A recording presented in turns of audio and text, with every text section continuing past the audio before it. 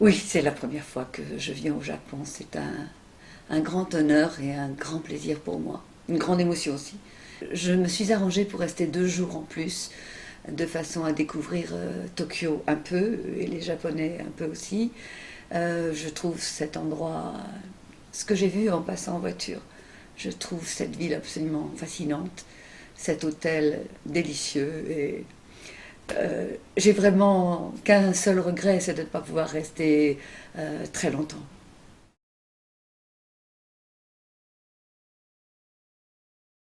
Mes parents étaient fascinés par le cinéma. Ils étaient d'un milieu très modeste, mais le cinéma pour eux c'était euh, un monde de rêve. C'était ce qui les aidait à vivre une réalité qui n'était pas très facile. Et depuis que je suis toute petite, j'ai toujours voulu faire ça. Je crois que je n'ai, je suis sûre même, je n'ai jamais voulu faire autre chose qu'être comédienne. Peut-être parce que la vie réelle ne me semblait pas aussi passionnante que la fiction. Et aujourd'hui, à 70 ans, je reste convaincue que euh, ce métier était vraiment le chemin qui était le mien. Euh, j'ai tout appris grâce à ce métier-là. Et rien ne me fait vivre plus intensément que euh, une pièce de théâtre que je répète, un film que je tourne. Voilà.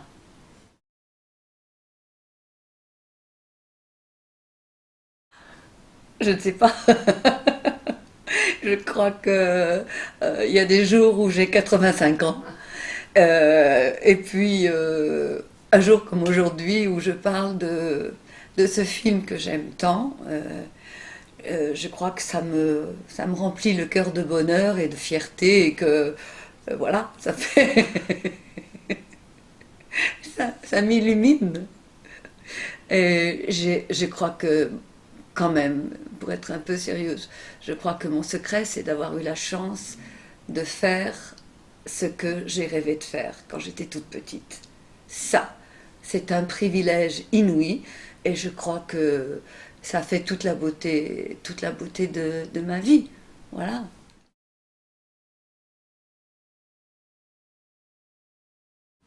Ce qui était formidable, c'est que nous avons presque tourné le film dans sa continuité.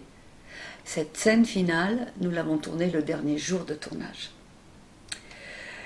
Et heureusement, parce que je ne sais pas comment on aurait fait pour revenir en arrière à une séquence avant, après avoir tourné ça.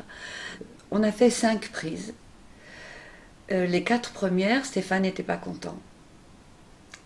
Et il est venu. Stéphane se méfie beaucoup de l'émotion, enfin, du trop d'émotion, euh, et de la sensiblerie des acteurs. Et il est venu me dire à l'oreille, avant la 5e prise, Hélène, vous allez retenez votre émotion le plus longtemps possible. Quand vous ne pouvez plus, vous commencez à pleurer. À partir du moment où vous commencez à pleurer, vous pleurez de plus en plus, de plus en plus, de plus en plus, de plus en plus. J'étais très étonnée parce que je ne m'attendais pas à cette demande de sa part. Et les 4 premières prises, j'étais restée parfaitement sans larmes. Mais il ne l'a pas dit ça à Vincent Lindon. Donc, il m'a dit juste ça, comme ça, dans l'oreille à moi. Et j'ai fait qu'il m'a dit. Et Vincent avait l'impression que quelque chose ne se passait pas. Et au bout d'un moment, pour m'aider, c'est un partenaire merveilleux. Hein. Il m'a dit, il a improvisé un texte dans la séquence. Il a dit, tu te sens bien là? Et moi, à ce moment-là, j'ai commencé à pleurer. Je suis allée.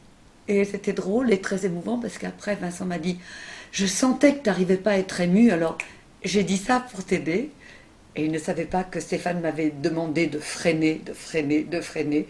Et puis après, de tout lâcher, de plus rien retenir. Voilà. J'ai... J'étais très émue parce que c'était la fin du film. Et quand Stéphane a dit, eh bien voilà, mon film est terminé, moi je me suis mise à pleurer. Et voilà, d'ailleurs, si Je suis prête à pleurer là encore.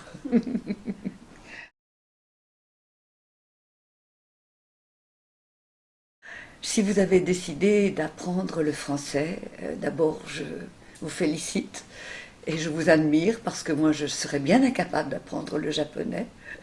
Euh, je vous souhaite, si c'est le cas, de venir en France et j'espère que vous serez aussi bien accueillis, que je me sens bien accueillie ici. Je crois que c'est la meilleure façon d'apprendre une langue, c'est d'avoir envie d'être avec les gens qui la parlent. Alors bon courage à vous